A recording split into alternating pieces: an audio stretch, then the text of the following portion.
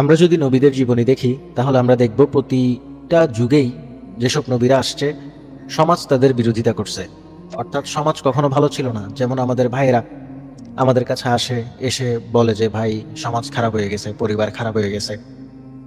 But আমরা যদি আসলে এখন না, এটা যদি আমরা পূর্বের সময়কার কাহিনীগুলো যদি আমরা দেখি, নবীদের জীবনীগুলা, তারপর আরো বিভিন্ন মানুষজন আছে যারা নবী ছিল না বাট মুওয়াহিদ ছিল, তাওহীদবাদী ছিল, তাদের জীবনীগুলো যদি আমরা দেখি আমরা সেম কাহিনী পাবো।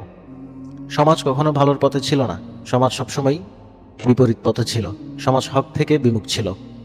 কিন্তু খুব অল্প সংখ্যক মানুষ সমাজে যারা হকের পক্ষে থাকতো। তো এই জিনিসটা জাহেলি যুগের মধ্যে কিন্তু ছিল।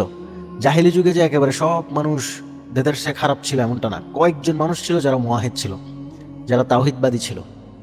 তো তার মধ্যে একজন মানুষ ছিলেন যিনি হচ্ছেন যায়েদ ইবনে ওমর ইবনে নুফাইল।